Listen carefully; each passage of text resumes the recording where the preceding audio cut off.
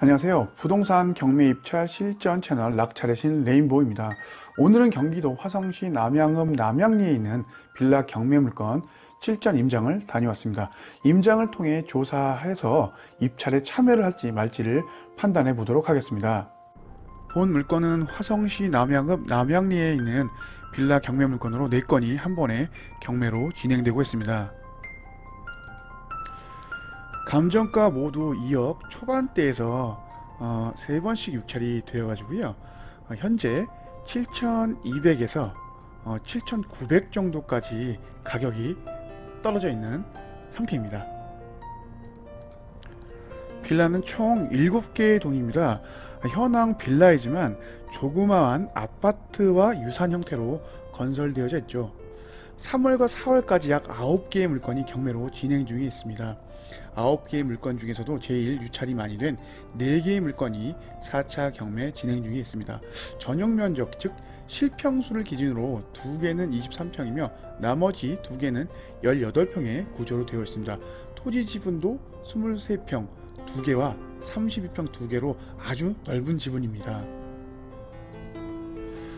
내부 구조도 2개의 평형 모두 방 3개, 욕실 2개와 주방 겸 거실 구조로 되어 있습니다. 비교적 생활하기 편리한 구조로 보입니다. 빌라의 위치를 보시면 비교적 외곽에 있는 것으로 보이지만 주변은 아파트와 공장 등 그린 생활시설들이 지속적으로 건설되고 있으며 인구 유입도 점차 늘고 있음을 확인할 수 있었습니다. 매각 물건 명세서를 살펴보면 이 물건들이 왜 3차까지 유찰이 되었나 쉽게 알 수 있습니다. 현재 물건 4개의 모두에 대해서 공사대금 8,560만원 미지불로 인한 유치권 신고가 되어 있음을 확인할 수 있었습니다. 여기서 유치권이란 간단하게 말씀드리자면 다른 사람의 물품 및 상품 등을 차지하고 있는 사람이 그 대상이 되는 물건과 관련하여 채권이 발생했을 때 변제받지 못할 경우 받을 때까지 그 물건을 유치, 행사하는 권리를 말합니다. 즉 부동산이라면 차지하고 있는 사람이 채권을 받을 때까지 점유를 할 수 있다는 뜻이죠.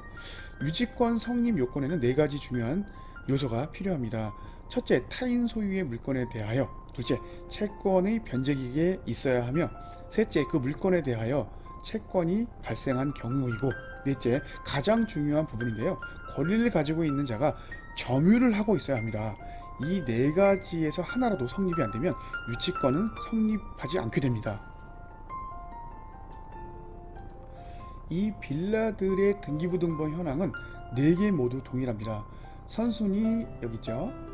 신땡은행 근저당권이 말소기준 권리가 되어 낙찰을 받게 되면 딱히 인수되는 권리 없는 안전한 권리이지만 위에서 언급했듯이 공사대금 8,560만원에 대한 유치권 신고가 되어 있습니다. 하지만 경매를 신청한 신땡은행에서 유치권 배제 신청서를 제출했네요. 저는 임장 가기 전에 유치권자와 신땡은행에 확인을 해봐야 했습니다. 먼저 신땡은행에 전화를 걸어보았는데요. 담당자는 더 이상의 정보는 이야기하지 않으면서 스스로 판단하고 입찰에 참여하라는 말만 남기더군요. 비슷한 유치권 경매로 우땡은행, 농땡은행, 기땡은행 등과 통화를 많이 해본 바로 대부분의 은행 담당자들의 경우 빠른 채권 회수를 위해서 문의를 하면 친절하면서도 정확한 정보를 알려주는 데 반해서 신땡은행은 채권 회수를 그닥 하고 싶지도 관여하고 싶지도 않은 듯 했습니다. 그냥 알아서 하세요 라고 하는 듯 하네요. 더 이상 이야기해주지 않았습니다. 그리고 빌라 앞에 붙어있는 유치권자의 플랜카드에 있는 전화번호로 전화를 걸었습니다. 현재 4개의 물건에 대해 유치권 진위 여부를 물어봤습니다. 결과는 아무 정보도 알려주지 않고 바로 전화를 끊더군요. 헐, 돈을 받겠다는 건지 말겠다는 건지 신땡은행 담당자랑 느낌이 비슷했습니다. 사실 경매 물건에서 유치권이 신고되어 있으면 대법원 판례를 찾아봐야 합니다. 이와 유사한 유치권에 대한 정보를 얻을 수가 있죠. 이번 물건의 경우는 판례를 참조해보니 반반이라는 결론이었습니다. 직접 현장에 가봐서 정말 유치권자가 점유를 하고 있는지 확인하는 것이 중요했습니다. 그래서 현장으로 직접 출발하였습니다. 사실 보기에는 그리 나쁘지 않아 보입니다.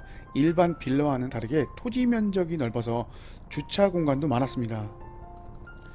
하지만 주차를 하자마자 잡동사니들이 쌓여 있었으며 2017년 분양 당시 사용하던 플랜카드도 한쪽 편에서 볼 수 있었습니다. 그러니까 분양 때부터 문제가 있었으며 2022년인 현재까지 여파가 있는 것으로 보였습니다. 총 7개 동 중에서 입주하여 생활하고 있는 가구 수가 반절도 안 돼 보였습니다.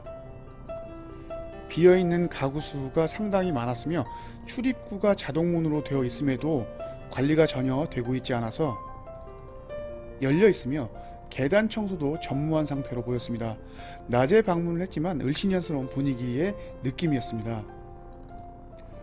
상당한 가구 수가 입주되어 있지 않고 관리사무소 또한 있을 리가 없기 때문에 전혀 건물을 관리할 수가 없겠다는 판단이 들었습니다. 어떤 다른 호수에서는 여러 개의 경고장이 붙어 있는 것도 쉽사리 확인할 수 있었으며 이 빌라의 경우 총체적인 난국으로 판단이 되었습니다. 현재 4개의 물건을 방문하여 문을 두드려 보았지만 아무도 만날 수도 없었습니다. 그러니까 유치권자가 점유를 하고 있는지 어떤지를 확인할 수 없었습니다. 만일 최악의 경우 유치권이 성립된다고 하더라도 4개의 물건에 8,560만원을 나눠보면 한 채당 약 2,140만원 정도로 부담을 한다고 하면 유찰가 대비 크게 어려운 금액은 아닙니다. 게다가 본 물건의 매매 사례를 보면 실거래가가 2억 한 2, 3천만 원으로 형성이 되어 있고 근처 비슷한 평수 빌라의 임대 현황을 살펴보면 평균 2억 원 이상의 전세가가 형성이 되어 있기 때문에 실수요자들에게 좀 더 저렴한 금액으로 전세를 놓으면 플러스 P가 될 수 있습니다. 물론 직접 입주를 할 수 있다고 하면 더더욱 좋을 수 있습니다. 물론 해결해야 할 문제들은 좀 많아 보입니다. 입주 후 살고 있는 사람들과 연계하여 빌라를 좀 더 확실하게 관리해야 할 것 같습니다.